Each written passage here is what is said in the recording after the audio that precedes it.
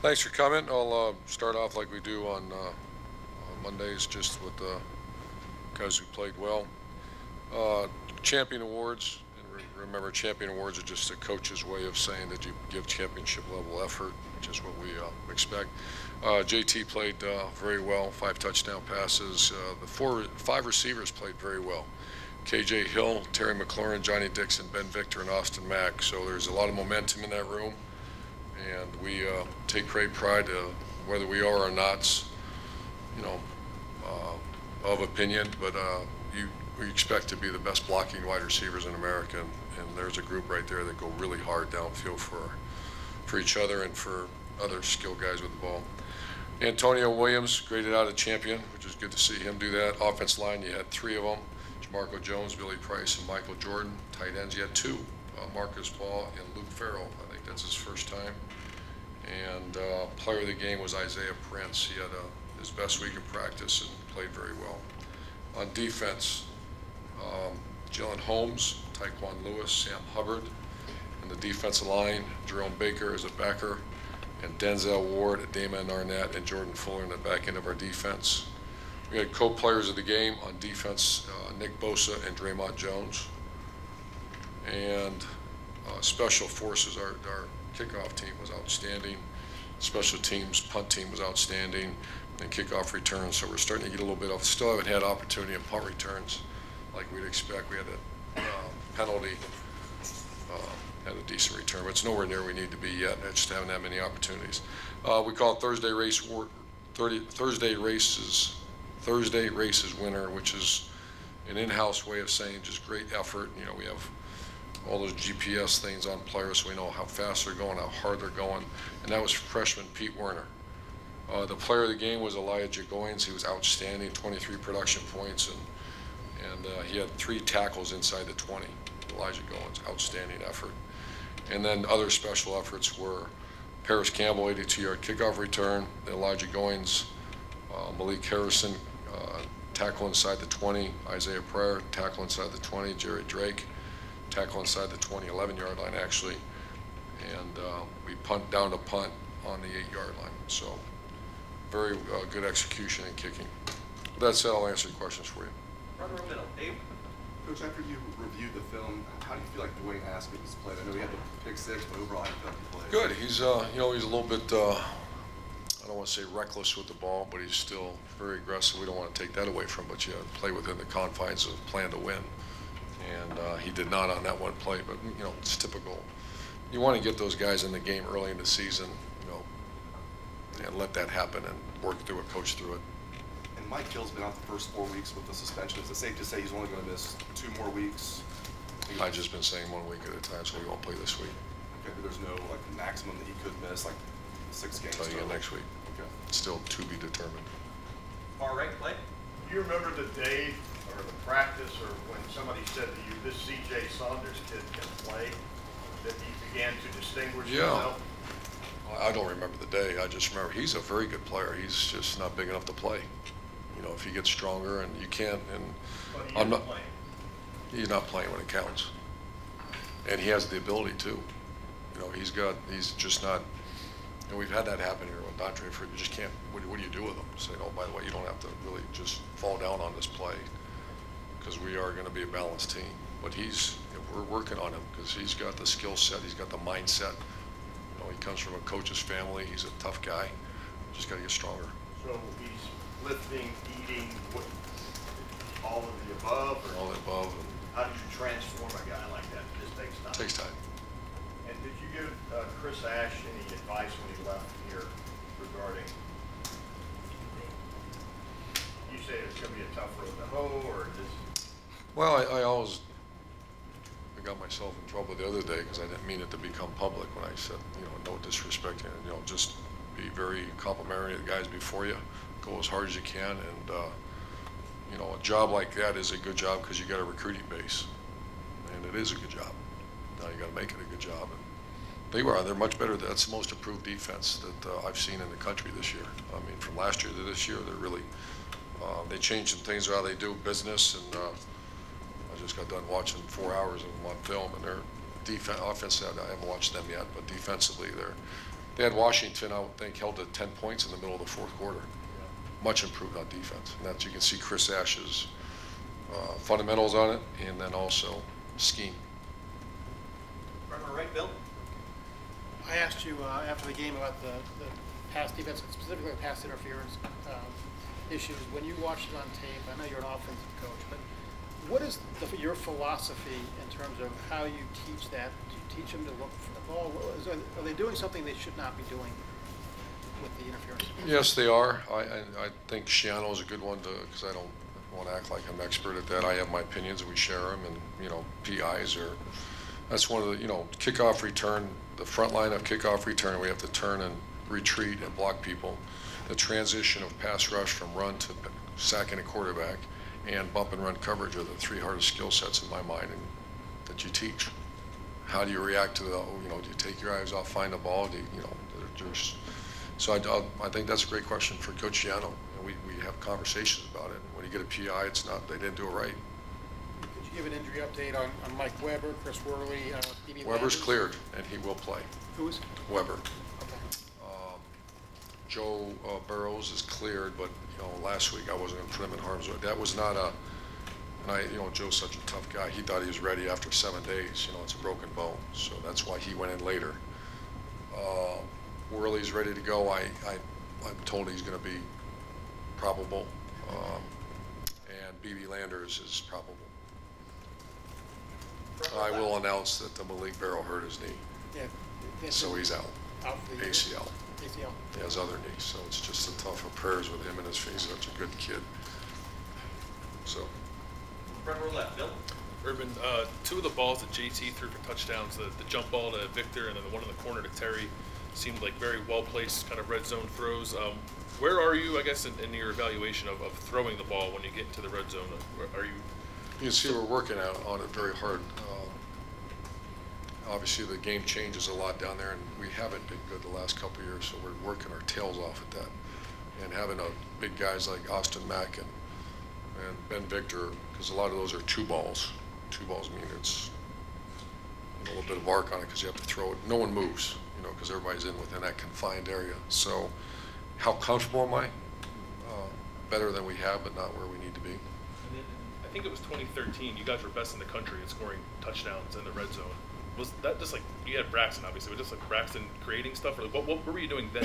Different was the tempo. That was Tom Herman was obviously very instrumental in that. We went, I've always been a guy that you bring in two tights, and this was simply go as fast as you can and snap the ball. And you remember back then, and a lot of it was Braxton because he's so elite with the ball in his hand. All right, Austin.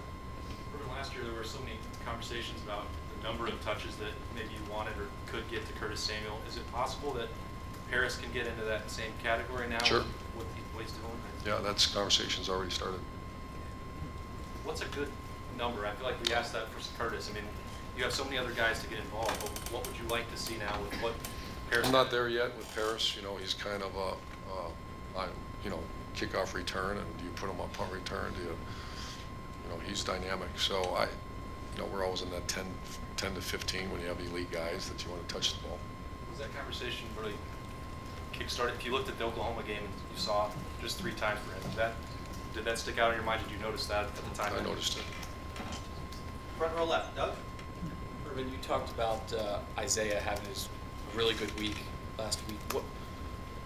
What's that do for an offense when your right tackle, that was an issue last year, if he's playing well and he's getting that right, what does that do for your offense?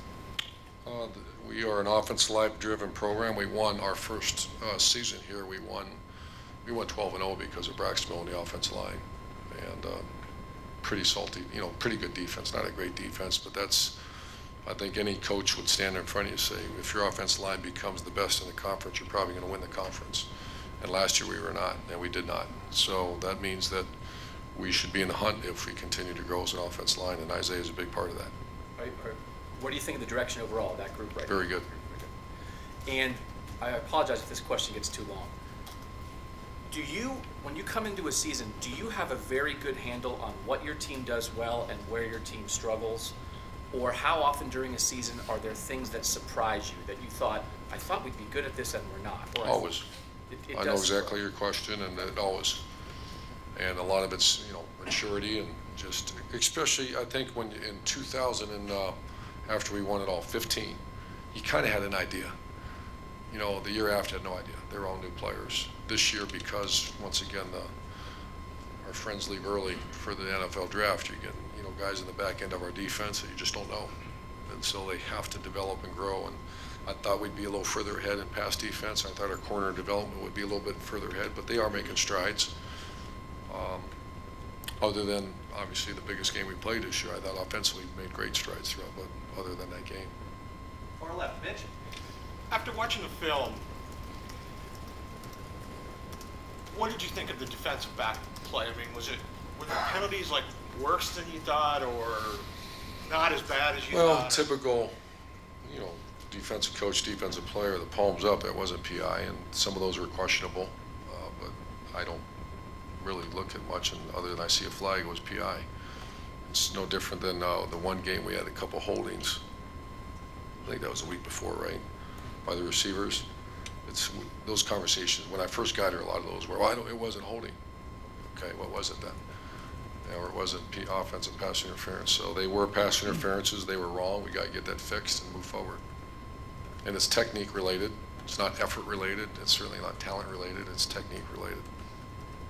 Second row left, Ari.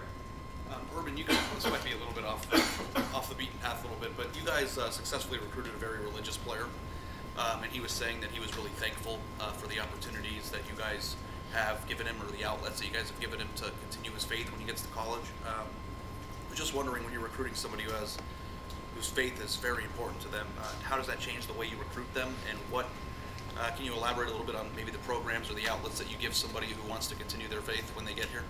That's a very important part of my life, and I'm very proud to share that with our players. Certainly there's no obligation or a mandate for any of that, but we certainly make it user-friendly around here. I don't want to get too much detail, but it's very, because everybody's so busy.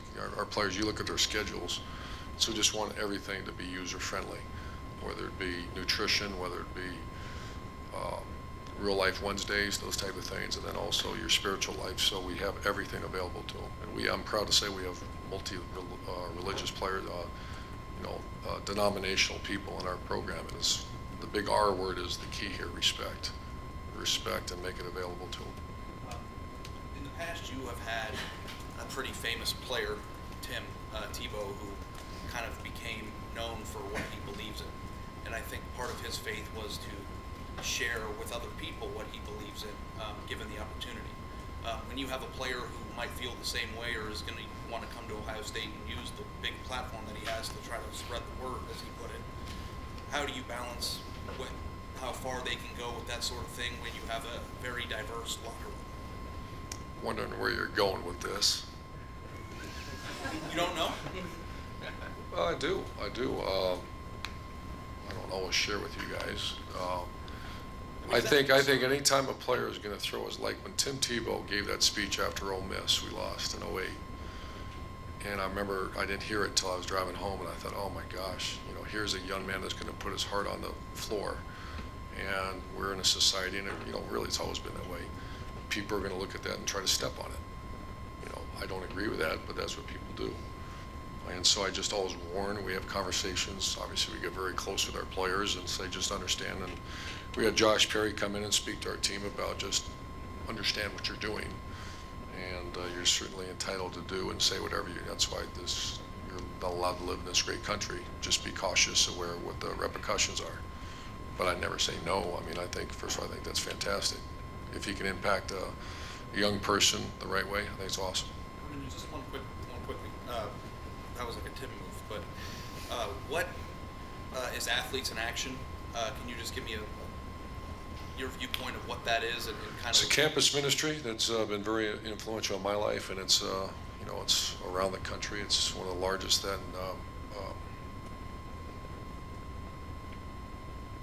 Fellowship of Christian Athletes, or just campus ministries that make themselves available for players or student athletes.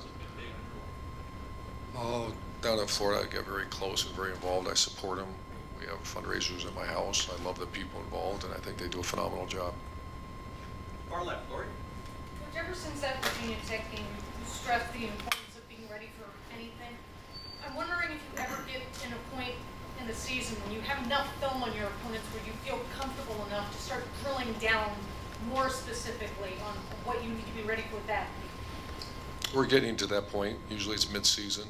And you always look at who they played before you. If they play overmatched opponents, you just kind of throw that film away, other than personnel evaluation. But you're reaching that point now where, you know, you're starting to get the Big Ten Conference and everybody's playing a little more difficult preseason games. So, you know, you start getting to 5 or 6, you don't really look much back at the past. Or you don't block ghosts. But early in the season, you spend a lot of wasted time because you're not sure what they're going to do, especially against us. Since you alluded to it earlier, do you mind me asking if you've spoken to Tom Herman since that article came out on CBS? Texas with it. Far left, Matt. And there was zero intent. That was not what that was. I know. Typical. That's why I don't do interviews. In case you're wondering. Rest of the season is Big Ten football. Does it change things? Feel different? What's different? Yeah, it was interesting to see that in the locker room after the game. I said, now it's time for conference play, and the players got excited, and that's why you go to work to try to get your ring. So, yeah. And also, a little off the beaten path, but with what happened, you've talked to us about talking to the team about social issues and what happened with the NFL yesterday, the anthem, and what the president said. It could be a divisive issue in a locker room. How do you, when something like that comes up and you say you talk to the team about social issues, how do you make sure it's not divisive? What's your message, I guess, to your team who come from all different places and have different feelings about it? It's been pretty consistent. It's been very consistent since we've been here, and it's the R word, the respect. You know, respect all. And I personally have very strong beliefs and thoughts about things like that, and I share them with my friends. And obviously, very close with my family about our thoughts. I have with some of our players. We have not. I didn't even realize it all happened until today because we're so busy on a Sunday. But you know, I visited with a few players, and I always listen to the pulse of the team. And I have, you know, Ryan Stampers of the world are part of my staff, and I just listen. And if it needs to be addressed, I will. I haven't made that decision yet because I had no idea anything happened until today. But everything I'm hearing from our players, we're playing Rutgers and go as hard as you can. And final 2 questions. Back row, Jared. Hey, Urban. This is another example where you're playing against a team coached by a former assistant, and I just wonder, when you have an assistant here working for you, whether it's been here or Florida or anywhere else, is there something unique in that person that you can identify and say that Sure. person's going to be a head coach? Can you explain what the dynamic is that person has? Sure. I think big picture. I think you know, if he lives in a little tunnel world, sometimes those are your best assistant coaches, but they're not meant to be a head coach. If they're big picture people, and I think especially in college, the recruiting aspect, they can't be good. They have to be your best recruiter on your staff, or they're going to fail. And so big picture and a great recruiter, and then there's other things, but those are the two. I mean, and I usually can tell right away. When Chris Ash was here, for example, what was it you saw in him when you hired him, and then when he was ready to leave, that made you think that guy, he's got it? The two things I mentioned. Exactly. Yeah, I knew Chris was going to be. He's one of the best we've had, and obviously did a great job. We went from most missed tackles in college football to the fewest. Was 14 his first year? Yeah, so he did okay. I'll give him a good solid A-. No, he was an impact coach for us, and you could tell right away. I think Chris is a great coach. And final set of questions, front row right, Tim. Urban, is there such thing as a kicker? I mean, do you pay attention to, like, literally the thump of the ball when the guy's foot's hitting it? And do you hear that now with Sean Nurnberger again? I mean, what is different about him compared to, like, a couple of years ago? Well, maturity and shape, a grown man. He was a little boy when he first got here and acted like a little boy and didn't prepare like a grown man. So he's a grown man now. He's actually coaching our freshman kickoff guy who did much better Saturday other than the one. So I really, you know, I think his family, and obviously this program has done wonders for him because he's a grown man. He's really, you know, he's hitting it now. That's in practice. He had a 57-yarder the other day, and he's hitting it. Do you get the sense Paris Campbell is close to a kickoff return? I mean, to the house. 7 yards or something, yeah.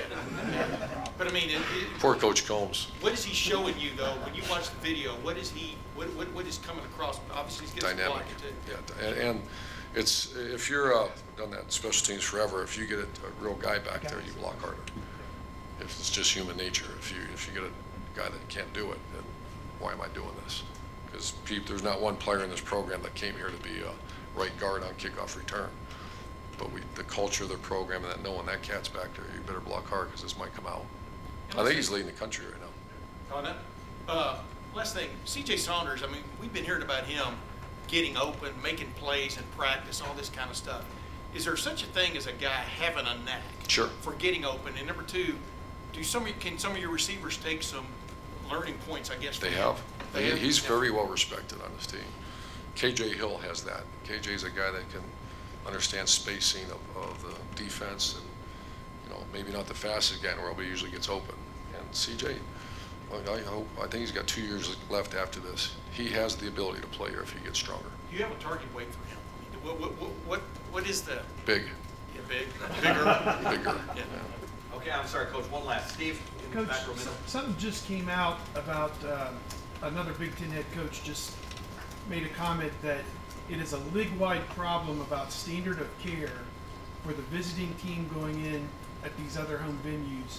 Says that their reception was not good and that the locker room Here? was, no, not Ohio State. That it's a league-wide problem. You've been all around the league at this point. Have you encountered many difficulties, either the reception you've had, the cleanliness of the locker room? Couple. But do you view it as an issue that the commissioner should Yes. take up? And there I've should be shared that with our standards across the athletic board? director, and the commissioner should handle that.